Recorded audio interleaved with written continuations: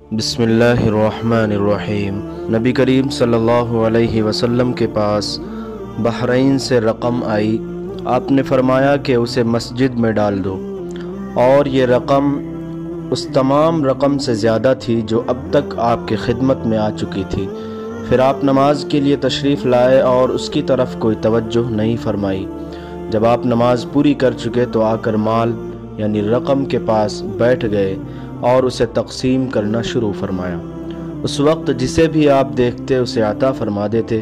اتنے میں حضرت عباس رضی اللہ عنہ حاضر ہوئے اور بولے کہ یا رسول اللہ، مجھے بھی عطا کیجئے، کیونکہ میں نے غزوہ بدر میں اپنا بھی فدیہ دیا تھا اور عقیل کا بھی، اس لیے میں زیر بار ہوں۔ رسول کریم صلی اللہ علیہ وسلم نے فرمایا کہ اس لیے لیجئے۔ انہوں نے اپنے کپڑے میں روپیہ بھر لیا اور اسے اٹھانے کی کوشش کی، لیکن وزن کی زیادتی کی وجہ سے وہ نہ اٹھا سکے اور کہنے لگے یا رسول اللہ، کسی کو فرمائیے کہ وہ اٹھانے میں میری مدد کرے۔ آپ نے فرمایا نہیں، یہ نہیں ہو سکتا۔ انہوں نے کہا کہ پھر آپ ہی اٹھوا دیجئے۔ آپ نے اس پر بھی انکار کیا۔ تب حضرت عباس رضی اللہ عنہ نے اس میں سے تھوڑا سا گرا دیا اور باقی کو اٹھانے کی کوشش کی، لیکن اب بھی نہ اٹھا سکے۔ پھر فرمایا کہ یا رسول اللہ، کسی کو میری مدد کرنے کا حکم دیجئے۔ آپ نے انکار فرمایا تو انہوں نے کہا کہ پھر آپ ہی اٹھوا دیجئے، لیکن آپ نے اس سے بھی انکار کیا۔ تب انہوں نے اس میں سے تھوڑا سا روپیہ گرا دیا اور اسے اٹھا کر اپنے کاندھے پر رکھ لیا اور چلنے لگے۔ رسول اللہ صلی اللہ علیہ وسلم کو ان کی اس حرص پر اتنا تعجب ہوا کہ آپ اس وقت تک ان کی طرف دیکھتے رہے جب تک وہ ہماری نظروں سے غائب نہیں ہو گئے، اور آپ بھی وہاں سے اس وقت تک نہ اٹھے جب تک کہ ایک چونی بھی باقی رہی۔ میں نے رسول اللہ صلی اللہ علیہ وسلم کو مسجد میں پایا۔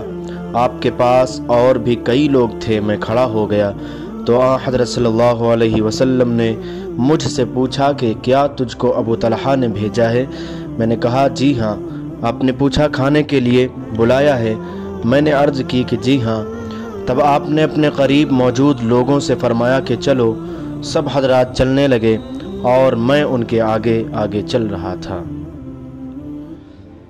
ایک شخص نے کہا یا رسول اللہ، اس شخص کے بارے میں فرمائیے جو اپنی بیوی کے ساتھ کسی غیر مرد کو بدفعلی کرتے ہوئے دیکھتا ہے، کیا اسے مار ڈالے؟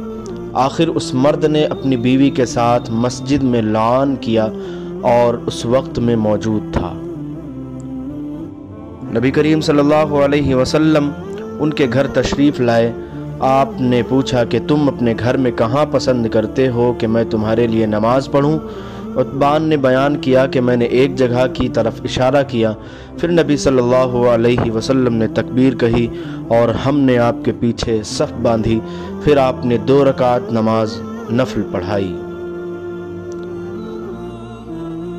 عتبان بن مالک انصاری رضی اللہ عنہ رسول اللہ صلی اللہ علیہ وسلم کے صحابی اور غزوہ بدر کے حاضر ہونے والوں میں سے تھے۔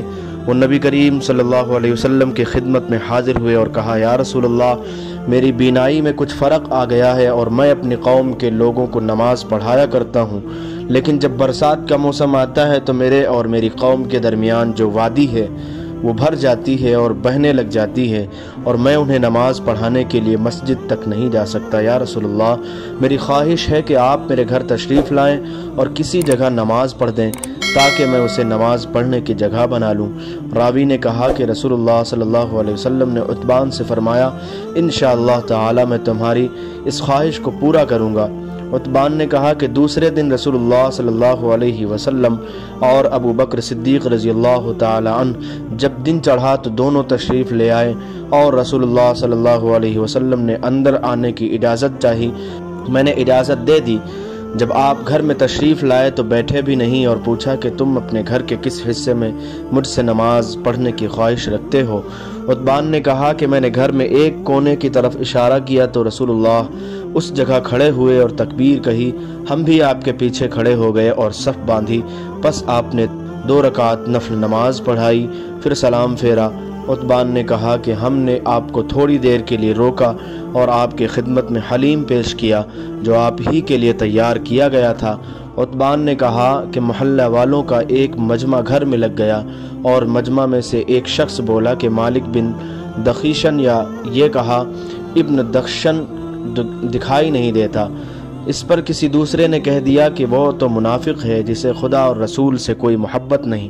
رسول اللہ صلی اللہ علیہ وسلم نے یہ سن کر فرمایا ایسا مت کہو، کیا تم دیکھتے نہیں کہ اس نے لا الہ الا اللہ کہا ہے اور اس سے مقصود خالص خدا کی رضامندی حاصل کرنا ہے؟ تب منافقت کا الزام لگانے والا بولا کہ اللہ اور اس کے رسول کو زیادہ علم ہے، ہم تو بظاہر اس کی توجہات اور دوستی منافقوں ہی کے ساتھ دیکھتے ہیں۔ رسول اللہ صلی اللہ علیہ وسلم نے فرمایا کہ اللہ تعالیٰ نے لا الہ الا اللہ کہنے والے پر اگر اس کا مقصد خالص خدا کی رضا حاصل کرنا ہو دوزخ کی آگ حرام کر دی ہے۔ ابن شہاب نے کہا کہ پھر میں نے محمود سے سن کر حسین بن محمد انصاری سے، جو بنو سالم کے شریف لوگوں میں سے ہیں، اس حدیث کے متعلق پوچھا تو انہوں نے اس کی تصدیق کی اور کہا کہ محمود سچا ہے۔